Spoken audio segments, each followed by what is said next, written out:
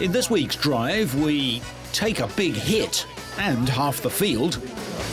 See what Toyota are doing for people with disabilities. Follow the march of Adam the Invincible. And see a revised version of the world's weirdest vehicle. All this and more in this week's Drive.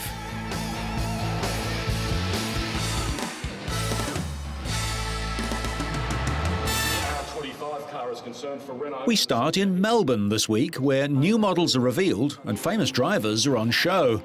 A world-first premiere for BMW's new 3 Series, as shown on Drive a few weeks ago. Melbourne opens on the same day as the Geneva show, except that being in Australia, Melbourne actually opens a full day ahead of the European extravaganza. Mazda took the covers off the 3rd generation of the MX-5, and we'll have a closer look at that later on. Don't mistake this. A red carpet and comedians for the new Mercedes CLS 500, a 4-door coupe.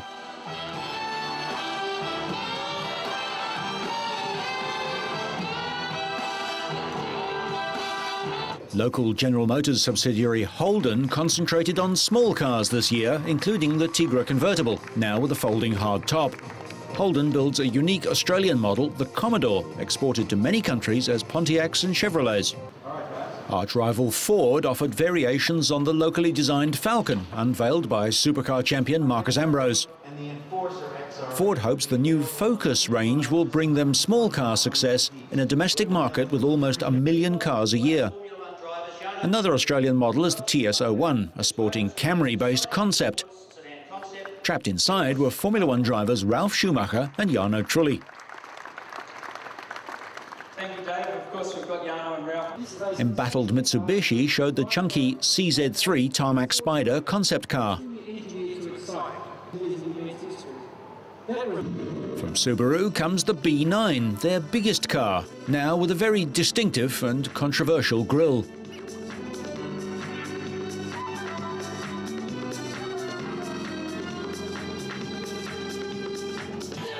New Range Rovers, one a V8, the other supercharged.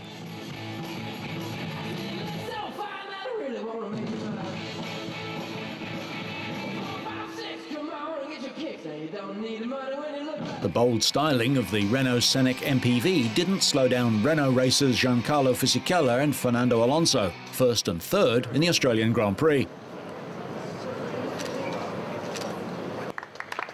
Fresh off the plane and on its way to an eager owner, the 300 km/h Gentleman's Express, the Bentley Flying Spur. It packs a compact 6-litre twin-turbo V12 in the engine room, but the lounge behind it is still sumptuously elegant. Probably not to be made available in Australia, but the centre of attention anyway, back at Ford, the GT is a road-going descendant of the legendary Le Mans-winning GT40. V8 supercar racing is the premier class in Australia, contested only by Holden and Ford. The Tirana concept recalls a hero car, a locally developed V8 based on the Vauxhall Viva. Outside, British precision and stunt driver, the appropriately named Russ Swift, did his stuff, complete with 3 wide-eyed passengers plucked from an appreciative audience. The Motor Show also hosts a collector's auction of cars, bikes and automotive art, with lots on display until the sale on the very last day of the show. Back inside, there were 2 extremes from Daimler Chrysler, the megalith Maybach limousine and, by comparison, the almost comically small Smart city car. Side by side, you'd get 4 Smarts in the length of a Maybach, with space to spare. For supercar fans, there was the new 195-mile-an-hour Aston Martin DB9, the Ferrari F430 and Maserati's 90th anniversary Spider. A specially built 4-wheel drive test circuit gives potential owners the chance to try before they buy, with several manufacturers keen to let showgoers try out their wares. Visitors were given the chance to get behind the wheel with Renault and also on the Evo simulators, test driving the soon-to-be-released Gran Turismo 4 video game from within Lancer rally cars, beside the just-released Evo 8 from Mitsubishi. Subaru showed us how it all works, while Hyundai brought along their HCD8, first seen a year ago at Detroit. The concept car has a 2.7-litre supercharged V6 engine, but has high-tech lighting and paintwork. Melbourne's show is timed to coincide with the opening Grand Prix of the year and attracts visitors from all over Australia and the world. From Lamborghini to Land Rover and everything in between, something for everyone. Not quite the size of Geneva, perhaps, but certainly warmer.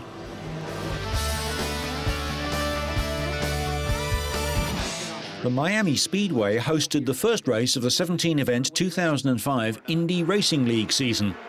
And after the green flag was waved, the race got off to a clean start for the first of 200 laps and 300 miles on the banked oval track. Just 13 laps into the race, Dario Franchitti's Honda engine blew up in spectacular style, and his race was over. On lap 63, rookie driver Ryan Briscoe of Australia got into dirty air behind another car, lost downforce, and spun into the outside wall. Briscoe was Toyota's Formula One test driver last year. A crash on lap 159 involved 8 cars, triggered when Kosuke Matsuura, trying to pass pole starter Thomas Scheckter on the outside, slid sideways into him. The incident also took out Scott Sharp, Brian Herter, Ed Carpenter and 22-year-old rookie Danica Patrick, making her maiden IRL start. Attempting to pass Ed Carpenter low on the track, she was unlucky to touch him. Danica sustained a concussion in the crash but went home after a checkup.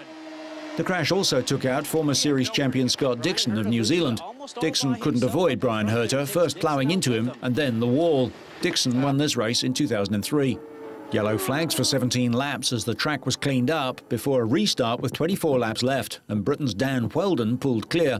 He won by 3.7 seconds, virtually the entire straight, ahead of a three-way battle for second. After the Englishman took the checkered flag, Sam Hornish, the winner here last year, beat Tony Kanaan in a photo finish for second place. Last season, Kanaan completed every lap of every race and finished out of the top 5 only once, edging teammate Wheldon to the title. It was Wheldon's 4th IRL victory, and he led for 158 of the 200 laps. Thanks in part to the multi-car crash, only 10 of the 22 starters were running at the end.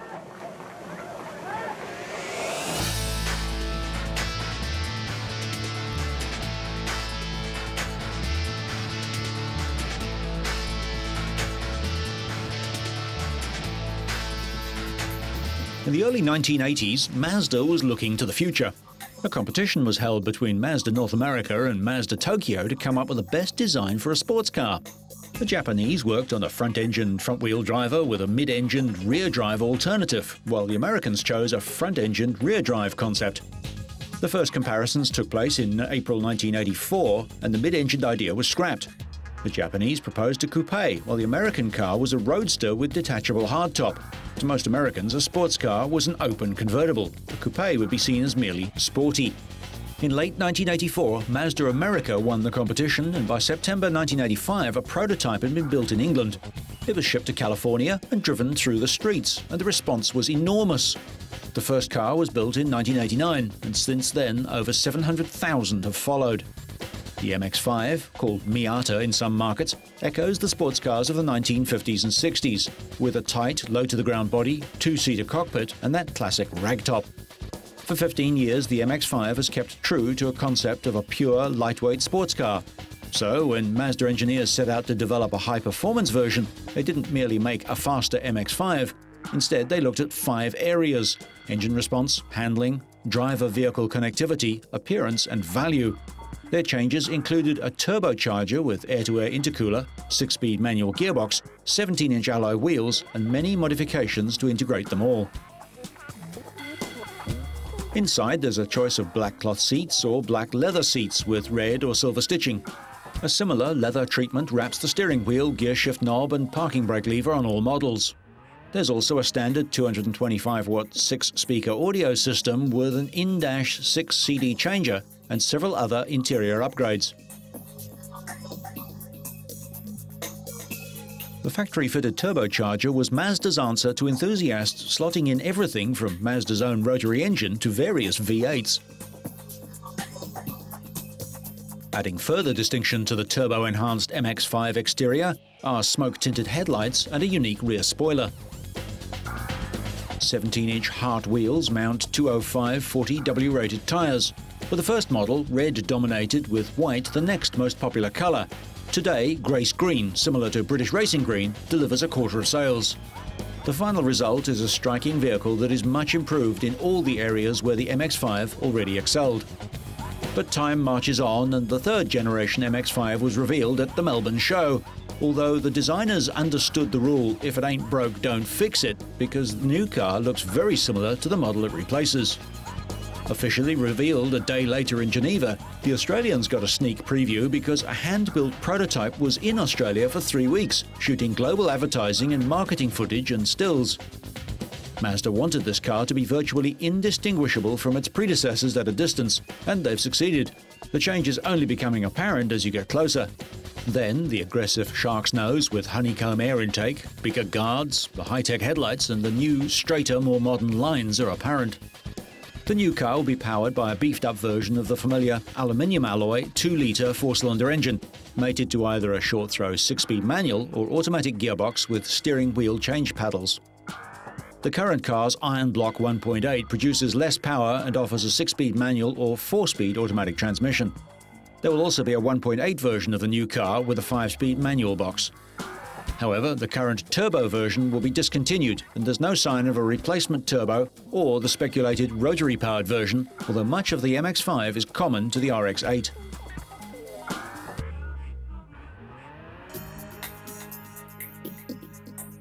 Inside, there's a tangible rise in quality and style, and more imaginative trim designs. There's more hip, shoulder and elbow room, with adjustable steering wheel, 2 side airbags, extra ventilation and more storage space. The roof is still only a manual Z-folding soft top with a glass rear window, although there will continue to be an optional hard top as well. The car has been put on a diet so that the new car is within 10 kilograms of its predecessor, weighing in at 1,123 kilos. Key to this has been the use of aluminium to reduce unsprung weight, and the car also uses ultra-high-tension steel. The engine is set back 135mm, sitting behind the front axle to ensure a perfect 50-50 weight distribution. And to show how little the MX-5 has grown, the length and height increased by 20mm and the width by 40mm. However, the wheelbase grows 65, the front track by 75 and the rear track by 55, moving the wheels closer to the corners. 17-inch alloy wheels are also part of the package. Mazda has benchmarked the MX-5 against upmarket opposition like the Porsche Boxster, Audi TT and Honda S2000 around the world. But this doesn't mean that Mazda plans to move the MX-5 into this more expensive market.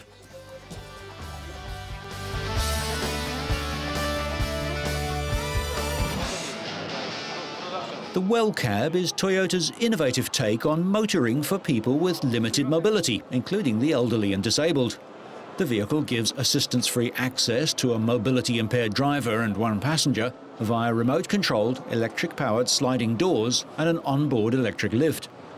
Everything in the Well Cab design exercise can be handled with a remote, including the 2 matching custom-built yellow and grey leather wheelchairs built specifically for the car. With more attention paid to practicality and individual wheelchair design, this could one day be the perfect car for a disabled couple. It has compact twin lifts, thus allowing driver and passenger to independently board in their matching motorized custom wheelchairs. Dual sliding front doors allow the driver and passenger chairs to face forward or swivel outward when entering without being hampered by a traditional car door. Inside the slick yellow Well Cab, the integrated hand controls are not merely bolt-on afterthoughts. The normal steering wheel with suicide knob found in many hand control systems is replaced by a low-effort steering lever. On the center console is a joystick that handles all the vehicle's driving functions, including throttle and brakes. The system is virtually effortless, requiring only a flick of a wrist or a turn of your thumb to control everything. Although this is only a concept, Toyota builds a whole Well Cab series of vehicles that are for sale right now, if you live in Japan. The vehicles are marketed in Japan through a network of dealers and are specifically designed for elderly and disabled drivers.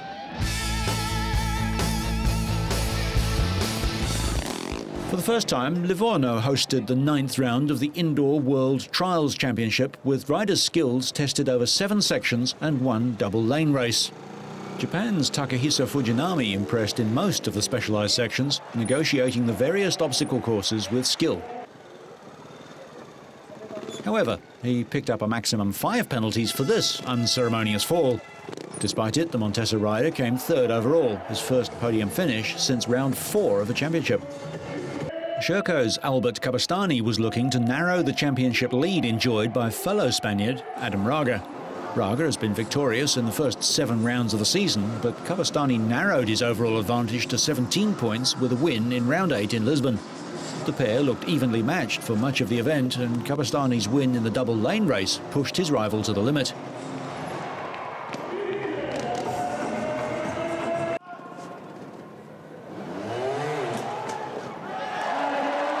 But Kabastani couldn't match Raga's consistency over the 7 specialized sections.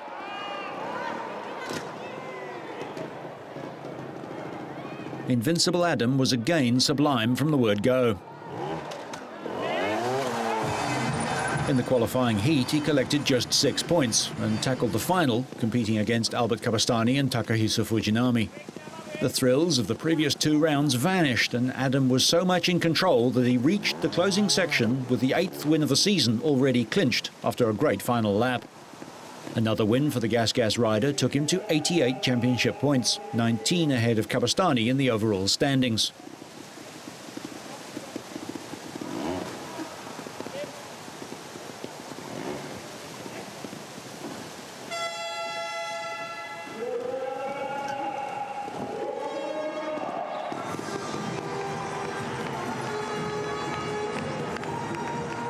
The last round of the 2005 Indoor Trials World Championship will take place in Ibiza in Spain instead of Gelsenkirchen in Germany, which has been cancelled.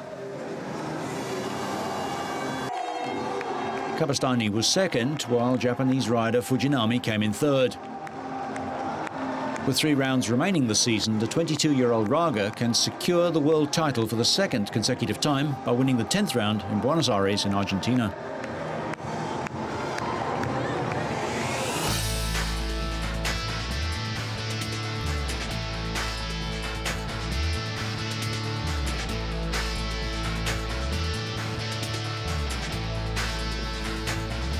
There's a new age kind of vehicle out there. It combines the frugality of a motorcycle with the weather protection of a car. Ecomobile owner Dan Whitfield steps into the cockpit, switches on the ignition and fires up the lusty 1200cc engine. A motorcycle with a fully enclosing body, it needs stabilizers when stopped, but it's not a new idea. A similar vehicle was on sale in France in 1925, 80 years ago. Then in 1942, Jan Delnick built a cigar-body 2-wheeler and rode in an Ecomobile a month before he died. According to Dan Whitfield, the sole sales representative for the United States, it's the future of personal transport. Everybody looks at this and says, wow, what a futuristic experiment. It's not an experiment anymore. If you've got a couple million miles under your belt, it's not an experiment anymore.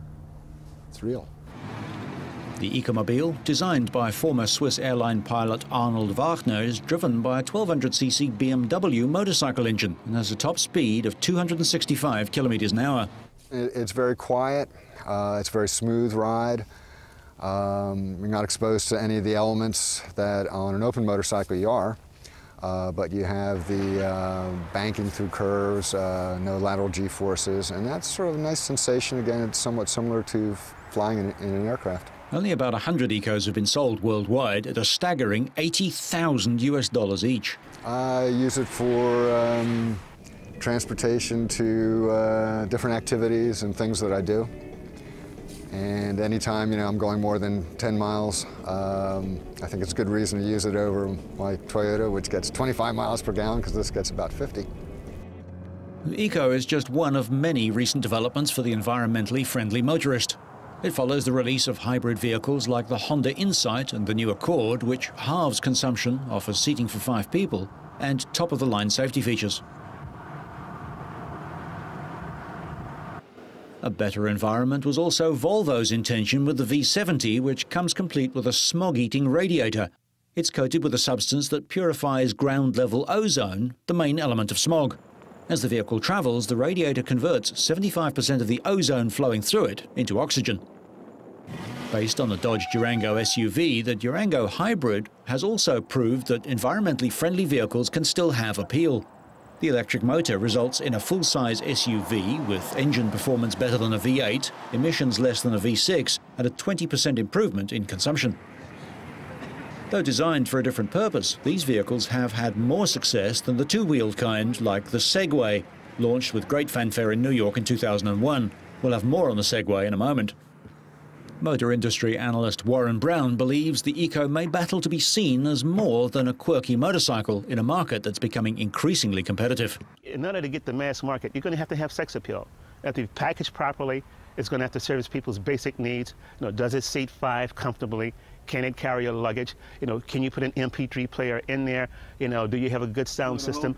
Those things, a lot of environmentalists strike as being silly, but that's because they don't sell anything except ideas.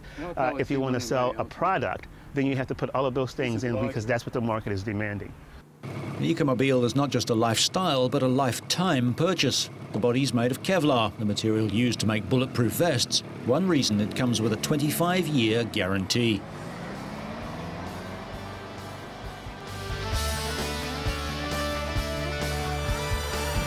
And finally, after making a splash nearly 4 years ago when they unveiled their much-anticipated two-wheeled human transporter, Segway has launched new models of its curious scooter-like machine. One is called the Segway Cross Transporter, or XT for short. It's designed to go off the beaten track and into the woods. It features large, soft tyres for greater ground clearance and traction, and newly designed software. I've taken it on some pretty extreme trails. I'd say just about anywhere an average mountain biker can go, it would go. Certainly if you're an extreme mountain biker, you can probably find some places you wouldn't want to take that product. Fire roads are great, trails. National Park uses the product today, the normal HT product line. We think there's an expansion opportunity there. I can see uses in things like agriculture, ecotourism, you name it on down the line. It's a very eco-friendly product. No, emissions, no two-stroke kind of noise and pollution that comes from that. We think it'll be good in those types of environments. It'll let you leave work early, get around a golf in before it gets dark. For the hardcore golfers that come out first off the tee in the morning, then get the round in, get back home on a Saturday. So really speeding up play is one. The other is, frankly, it's just a lot of fun to ride. I mean, the Segway HT is fun to ride anyway. Imagine combining that with golf. You're kind of doing two leisure things all at one time. It's a blast.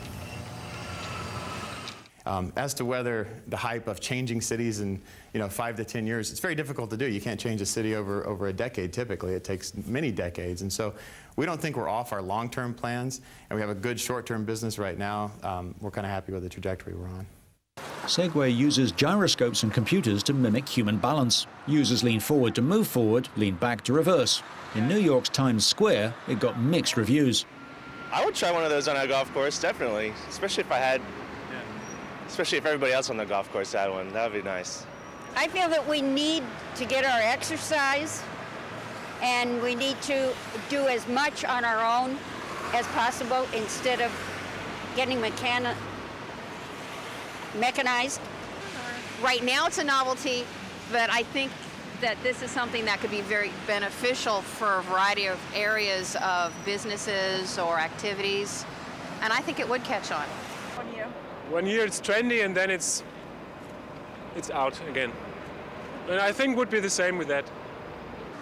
Trendy or not, the Segway comes with a hefty price tag. The XT is $5,000 US and the GT $500 more.